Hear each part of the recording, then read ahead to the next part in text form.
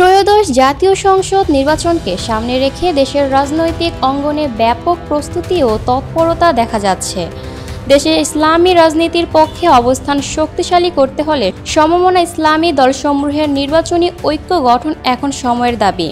মঙ্গলবার পুরানো পল্টনে দলীয় কার্যালয়ের নেতাকর্মীদের সঙ্গে মতবিনিময় কালে জমিয়তে উলামায়ে ইসলাম বাংলাদেশের সিনিয়র সহসভাপতি ও নির্বাচন কমিটির আহ্বায়ক মাওলানা আব্দুর রব ইউসুফী এসব কথা বলেন।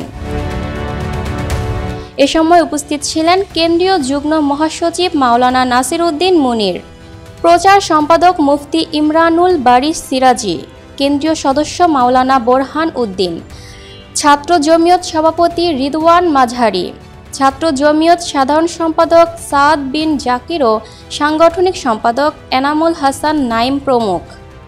আব্দুর রব ইউসুফী বলেন, জমিয়তের প্রার্থীরা ইতোমধ্যেই মাঠে নেমেছেন, গণসংযোগ ও দাওয়াতি প্রচারণা চালাচ্ছেন। তবে ইসলামপন্থীদের মাঝে ঐক্য হলে সংসদে ইসলামী শক্তির উল্লেখযোগ্য প্রতিনিধিত্ব নিশ্চিত করা সম্ভব হবে। তিনি বলেন, ইসলামী দলসমূহের মধ্যে ভুল বোঝাবুঝি দূর করতে আন্তরিকতার ভিত্তিতে একটি যুগোপযোগী সমঝোতা ও আসন সমঝোতা প্রক্রিয়া এগিয়ে নিতে হবে।